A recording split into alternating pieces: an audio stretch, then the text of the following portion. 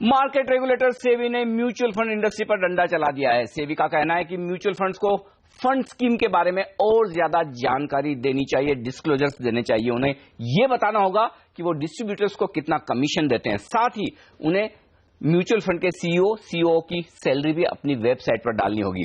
सेबी को लगता है कि इससे म्यूचुअल फंड्स के कामकाज में पारदर्शिता बढ़ेगी, लेकिन इंडस्ट्री को यह लगता है कि इससे परेशानियां बढ़ेंगी और वो सेबी पर भेदभाव का आरोप भी लगा रही है। आज हम इस खास चर्चा में यह समझने की कोशिश करेंगे कि म्यूचुअल फंड इंडस्ट्री को आखिर क्या परेशानी हो रही है, फाइनेंशियल एडवाइजर्स को क्या परेशानी हो रही है और सबसे बड़ी बात, क्या इससे कहीं कोई आम निवेशकों को फायदा होने वाला है। इस चर्चा में हमारा साथ देने के लिए हमारे साथ जुड़े हैं सेबी के पूर्व ईडी जयन गुप्ता और foundation of independent financial advisers के चेयरमैन ध्रुव मेहता। आप दोनों का ही स्वागत है सीएनबीसी आवाज पर। मेहता साहब, जो कुछ नए नियम सेबी बनाने जा रही है, पहले मैं सबसे पहले फाइनेंशियल एडवाइजर, चूंकि आप उस कम्युनिटी को रिप्रेजेंट करते हैं, फाइनेंशियल एडवाइजर्स हैं, ये बताएं, अगर सेबी ये कहती कि आप कितना कमीशन ले रहे हैं अपने क्लाइंट से, वो बताएं, उसमें क्या हर्ज है सर? कमीशन क्या हमको मिल रहा है वो बताने में कोई हर्ज नहीं है, बट सबसे ज्यादा जो इन्वेस्टर जो निवेश कर रहा है उसके लिए क्या जरूरी जानना है कि उसको जो रिटर्न मिलेगा और उसमें जो टोटल खर्चा क्या हो रहा है। अगर खर्चा टोटल उसको बताना चाहिए कि भाई आप अगर इतना इन्वेस्ट कर रहे हो तो आपको इतना टोटल खर्चा लगे, और जो खर्चा होता है इन्वेस्टमेंट म्यूचुअल फंड का चलाने में उसमें काफी कॉस्ट होते हैं। इन्वेस्टमेंट मैनेजमेंट फी होती है, सेल्स कमीशन होता है, एडवर्टाइजिंग होता है, सो बहुत कंपोनेंट्स होते हैं। तो एक निवेशक जो इन्वेस्ट करता है उसको दो चीज जानने की जरूरत है कि मेरे को रिटर्न कितना मिलेगा, खर्चा कितना मिलेगा, और रिटर्न के बाद, खर्चे के बाद मेरे को रिटर्न कितना मिलेगा। तो इन्वेस्टर को हमेशा ध्यान दोहराना चाहिए कि उसको रिटर्न क्या मिलना चाहिए। अगर 12-15% रिटर्न मिल रहा है अगर उसको इक्विटी में डाल के, और उसके सामने अगर कमीशन आधा टका या 1% है, तो उसका फोकस निवेशक को कहां पे फोकस करना चाहिए कि उसको रिटर्न कहां पे मिलेगा, और खर्चे के बाद। ऐसा नहीं कि खर्चे के पहले रिटर्न क्या मिलना चाहिए। सो जो म्यूचुअल फंड में है उसमें जो भी एनएवी पब्लिश होता है, जो भी रिटर्न दिखता है वो खर्चे के बाद होता है। और सबसे बड़ी बात है कि सेबी ने पहले से ही जो खर्चा म्यूचुअल फंड लगा सकती है इन्वेस्टर को, उसके ऊपर सीलिंग लगा दी है। तो उससे ऊपर तो खर्चा लग ही नहीं सकता है इन्वेस्टर। यानी कि आप ये कह रहे हैं कि सेबी ने डिसाइड तो किया हुआ ही है कि इससे ज्यादा आप खर्चा चार्ज नहीं कर सकते, सीलिंग आप ही ने डिसाइड की है, तो फिर उसके बाद डिस्क्लोज करने की जरूरत क्या है। राइट, चलिए इसी पर एक राय लेता हूं। हमारे साथ जयन गुप्ता साहब है, सेबी के पूर्व डायरेक्टर, और इन तमाम मुद्दों पर वो बहुत गहरी पकड़ रखते हैं। गुप्ता साहब, मैं कई म्यूचुअल फंड एक्सपर्ट से, फंड मैनेजर से, फाइनेंशियल एडवाइजर से बात कर रहा था। उन्होंने एक शिकायत की है, वो ये कहते हैं कि हमारी इंडस्ट्री सबसे ज्यादा रेगुलेटेड है, सबसे ज्यादा कानून कायदे हमारे यहाँ है, अब उसके बावजूद हम सबसे बढ़िया काम कर रहे हैं, पारदर्शिता भी है, फिर भी सेबी को क्या जरूरत है कि छोटी छोटी ऐसी डिटेल्स पूछी जा रही है, डिस्क्लोज करने को कहा जा रहा है, जिससे फायदा किसी को नहीं होने वाला।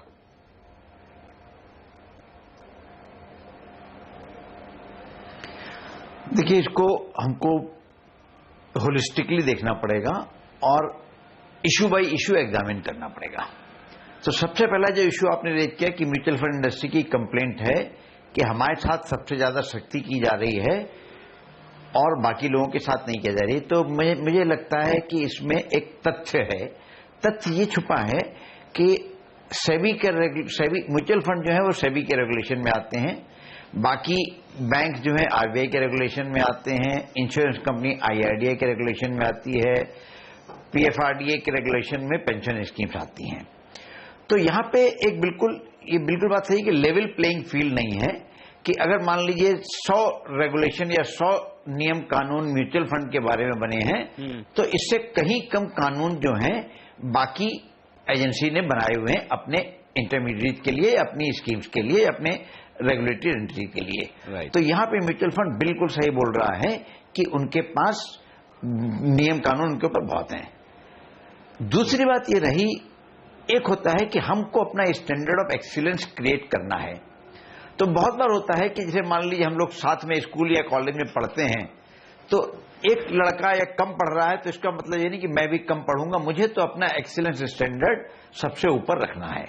तो फिर अपनी म्यूचुअल फंड इंडस्ट्री को डिसाइड करना पड़ेगा कि क्या बाकी रेगुलेटर अगर दूसरी उसको परेशान नहीं कर रहे हैं तो लेकिन मुझे अपना स्टैंडर्ड ऑफ रेगुलेशन हायर रखना है कि नहीं रखना है। बट यहां पे एक कॉमर्शियल इशू आ जाता है कि आप एक स्ट्रिक्ट होके अगर आप काम करेंगे और दूसरा आदमी स्ट्रिक्ट नहीं है तो आपको बिजनेस का लॉस हो सकता है।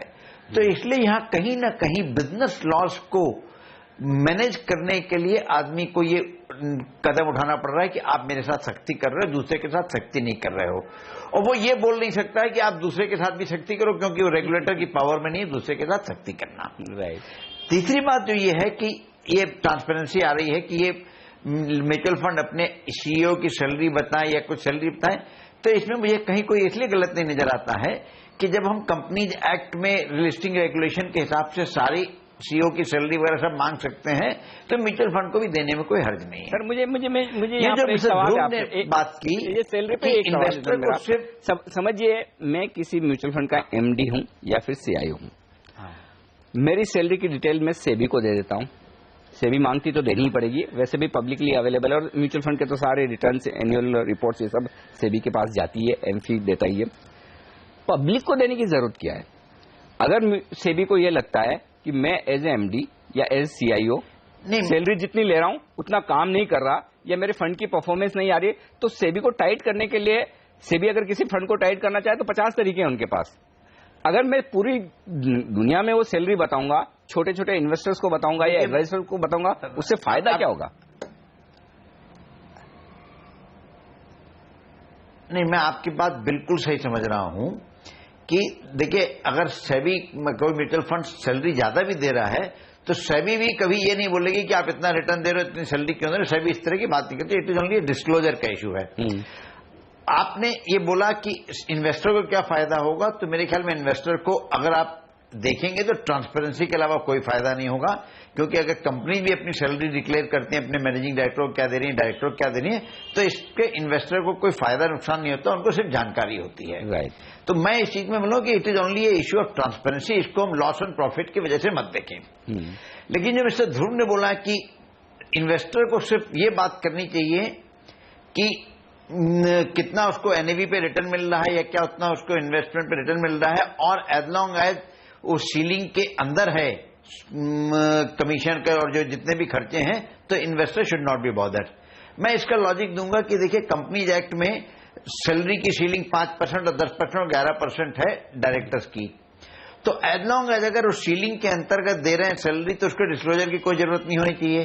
तो आज हमको देखना पड़ेगा, हम लोग एक माहौल में जा रहे हैं जहां डिस्क्लोजर्स जरूरी है और डिस्क्लोजर से फायदा है या नहीं है इसको बहुत स्टडी से पता लगेगा। लेकिन ट्रांसपेरेंसी एक बहुत जरूरी चीज है। इससे क्या होगा कि कम से कम अगर कहीं पे कोई गड़बड़ हो रही है, कहीं पे कोई ज्यादा खर्चा हो रहा है, तो ये नॉलेज में आ जाएगा। तो जो अच्छे म्यूचुअल फंड हैं, देखिए क्या होगा कि कंपटीशन में बहुत बार ऐसा होता है कि क्योंकि आप गलत कर रहे हो तो मैं भी गलत कर रहा हूं। तो ये जो चीज है ये ना म्यूचुअल फंड के हित में है ना इन्वेस्टर के हित में है। क्योंकि अगर आप ये सोचिए कि कोई म्यूचुअल फंड ज्यादा देना शुरू कर देता है पैसा और उसके पास इन्वेस्टर जाते हैं, तो इसी तरह दूसरा म्यूचुअल फंड में इन्वेस्टर का ज्यादा पैसा, वो कमीशन ज्यादा देना शुरू करेगा, तो इससे पूरी सिस्टम में कमीशन ज्यादा हो जाएगा। इससे ना म्यूचुअल फंड को फायदा होगा ना इन्वेस्टर को फायदा होगा, फायदा सिर्फ इंटरमीडिएट को होगा। तो ये कहीं ना कहीं हमको बैलेंस निकालना पड़ेगा। मैं बिल्कुल सही बोल रहा हूं कि कोई ना कोई कमीशन देना पड़ेगा इंटरमीडिएट को, नहीं तो इंटरमीडिएट काम नहीं करेगा। और अगर इंटरमीडिएट काम नहीं करेगा तो म्यूचुअल फंड की रीच टू द कस्टमर कम हो जाएगी, और रीच टू द कस्टमर कम हो जाएगी, म्यूचुअल फंड इंडस्ट्री की ग्रोथ नहीं होगा, तो इसमें अल्टीमेटली घाटा जो होगा इन्वेस्टर का ही होगा। तो हमको कहीं ना कहीं एक बैलेंस रुख अपनाना पड़ेगा। इस पॉइंट पे मैं और डिटेल में आपसे बात करूंगा, लेकिन चूंकि सीईओ सीआईओ की और टॉप मैनेजमेंट की सैलरी की बात चल रही है, उसी पर मैं ध्रुव मेहता साहब से एक राय लेना चाहता हूं। मेहता साहब देखिए, गुप्ता साहब बहुत परफेक्ट और बैलेंस ओपिनियन दे रहे हैं, ये बात पक्की है। वो कह रहे हैं कि इससे किसी को कोई फायदा नहीं होगा, लेकिन किसी को कोई नुकसान भी तो नहीं होने वाला है। मुझे ये बताएं कि अगर एक फंड अपने सीईओ की, अपनी एमडी की सैलरी बता देता है एक इन्वेस्टर को, तो फंड को क्या नुकसान है, और क्या उसका ऐसा क्या मिसयूज इन्वेस्टर कर लेगा पढ़ के जान के? तो आप सही बात है कि शायद आप बोल रहे हैं कि इसका नुकसान ना हो, तो अगर आप जैसे गुप्ता जी ने बोला कि कंपनीज एक्ट में रिक्वायरमेंट है, तो आप देखेंगे तो पहले बहुत ज्यादा रिक्वायरमेंट थी of disclosure of salaries. But मैं एक डिफरेंस करना चाहूंगा कि कंपनीज एक्ट में क्यों एक रिक्वायरमेंट है डिस्क्लोजर की।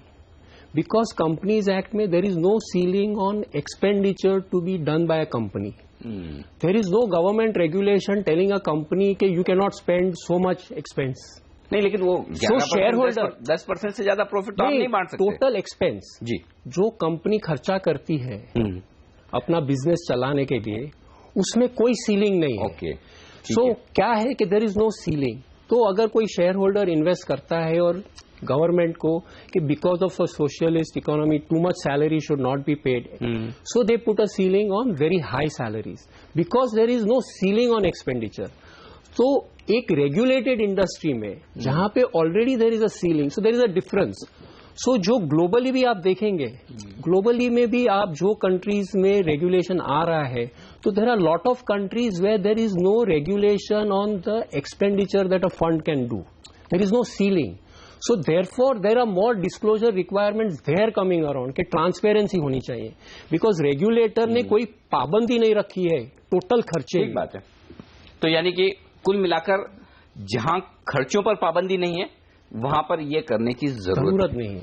ठीक बात है, ये आपका पॉइंट है। लेकिन एक बड़ा इंटरेस्टिंग पॉइंट जो यहां पर गुप्ता साहब ने कहा कि अल्टीमेटली एडवाइजर की जरूरत तो है, इंटरमीडिएट की जरूरत तो है, उस आदमी की जरूरत है जो इन्वेस्टर्स को हाथ पकड़कर रास्ता दिखा सके और बता सके यहां निवेश करना तेरे लिए सही है। लेकिन क्या ये प्राणी धीरे धीरे लुप्त हो जाने वाला है?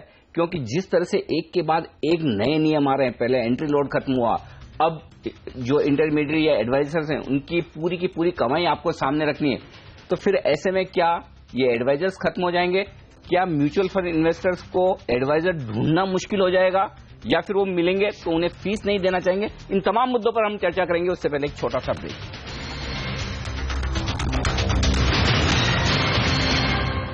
म्यूचुअल फंड एडवाइजर्स और म्यूचुअल फंड इंडस्ट्री सेबी के नए नियमों से क्यों परेशान है, इस पर हमारी खास चर्चा सेबी के पूर्व डायरेक्टर जेएन गुप्ता साहब और हमारे साथ एडवाइजर्स का रिप्रेजेंटेशन कर रहे हैं ध्रुव मेहता साहब। आप दोनों का एक बार फिर से स्वागत है। एक चीज जो गुप्ता साहब मैं जानना चाहता हूं, आपने दिवाली पर कितना गिफ्ट एक एडवाइजर को दिया, किस तरह की फॉरेन ट्रिप पर आप उन्हें ले गए, क्या आपने आम के सीजन में उन्हें आम की पेटी भेजी, ये डिटेल लेकर सेबी क्या करना चाहती है सर? इतनी डिटेल की जरूरत क्या है, मुझे ये समझ में नहीं आ रहा सर। देखिए हम लोग इसको बहुत लाइटर वेन में ले रहे हैं। देखिए सेबी ने ये जानना चाहेगी कि आम की पेटी ली, आपने उसको कौन सा सिनेमा दिखाया।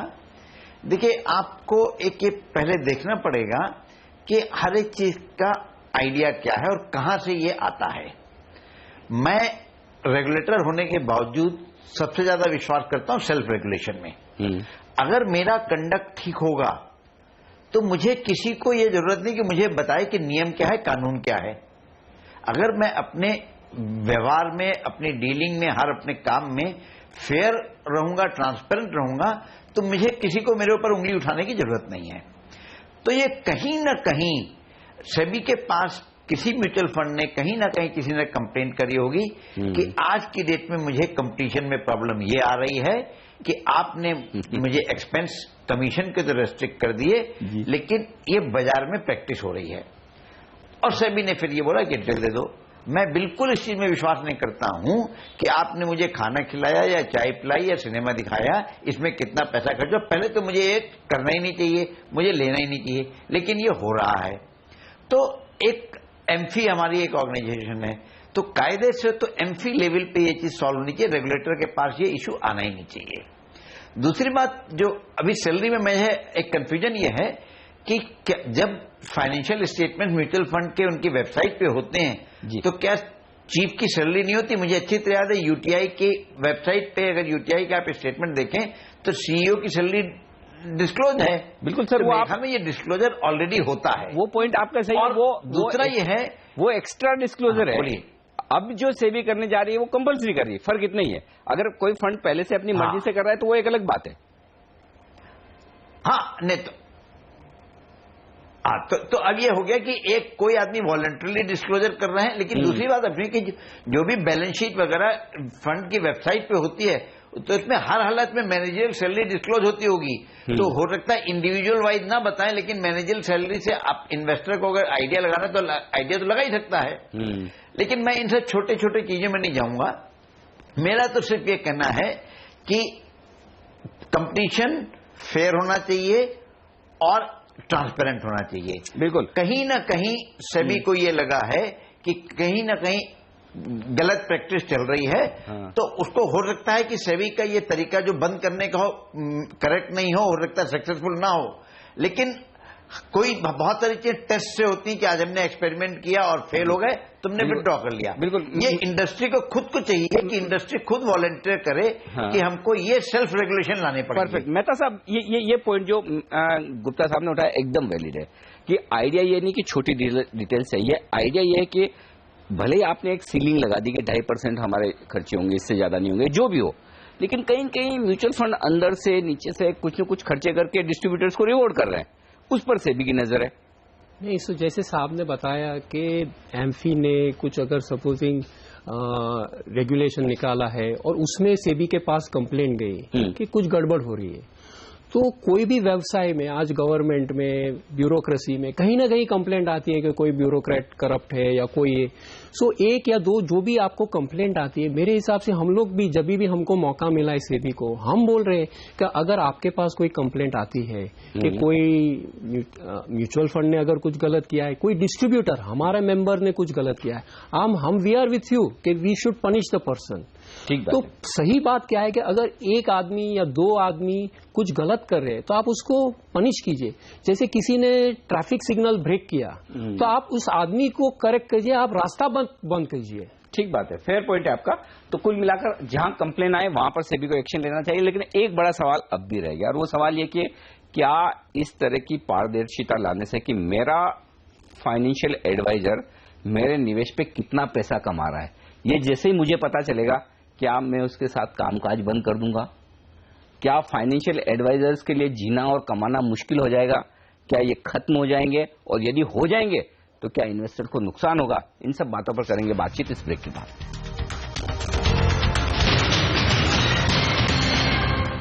म्यूचुअल फंड पर सेबी के रेगुलेशंस पर इस खास चर्चा में हमारे साथ दो खास मेहमान, जयंत गुप्ता साहब और साथ ही ध्रुव मेहता साहब। ध्रुव मेहता साहब, एक बड़ा मुद्दा है कि जैसे ही ये पता चलेगा एक इन्वेस्टर को, जैसे कि मुझे, कि मेरा एडवाइजर मुझसे कितना पैसा कमा रहा है, इसका खुलासा करना होगा, कितना कमीशन वो ले रहा है, तो क्या आपको ये डर है कि मैं एडवाइस आपसे लूंगा, पैसा सीधा म्यूचुअल फंड में डायरेक्ट प्लान्स में लगूंगा, मेरा कमीशन बच जाएगा, आपकी कमाई खत्म हो जाएगी, ये डर है आपको? सो ये पूरे देश में जो छोटे एक्चुअली जो IFS है, इंडिविजुअल जो काम करते हैं, जिनका रोजी रोटी इससे आता है, वो लोग काफी डर गए हैं। वो पता नहीं इसका एक्चुअल इम्पैक्ट क्या होएगा। बट बड़ी चीज ये है कि एक जो एडवाइजर का काम यही नहीं है कि पैसा लगाना चाहिए।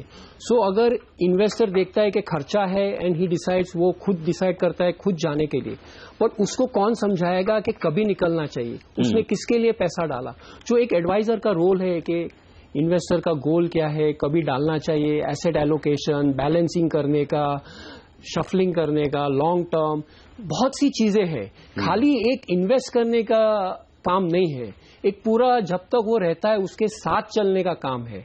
तो जैसे आप खर्चे के कारण अगर आपको गाड़ी आपने चलाना सीखी ही नहीं है, बट एक ड्राइवर का आपको लगता है कि भाई मेरा इतना कॉस्ट बच जाएगा, तो टेंडेंसी है जैसे कहां पे भी आप लगा दो कि सेल है तो निवेशक इमीडिएटली उधर जाएगा कि हाँ मेरे को थोड़ा सस्ते में मिलेगा, ठीक है मैं इधर से ही ले लूं।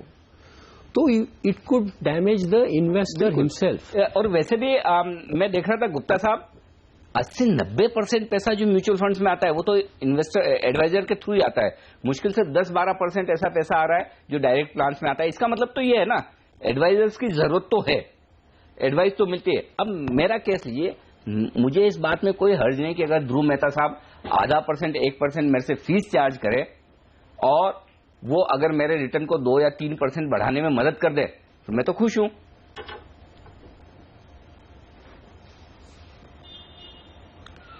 देखिए, मैं आपकी बात से और ध्रुव मेहता जी की बात से बिल्कुल सहमत हूं। आज की डेट पे इंडिया में कहीं ऐसा कल्चर नहीं है कि सारी चीज ट्रांसपेरेंसी पे हो। मैं आपको छोटा सा एग्जाम्पल देता हूं कि आप ये बाजार में 33 या 35 रुपए की ब्रेड खरीदते हैं। आपको क्या मालूम है कि आपका जो रिटेलर आपको ब्रेड बेच रहा है उसको 5 रुपए कमीशन मिलता है कि 7 रुपए कमीशन मिलता है? राइट, आपको नहीं मालूम है। कहीं पे किसी भी आप कंज्यूमर के कहीं पे हमको कमीशन नहीं मालूम है।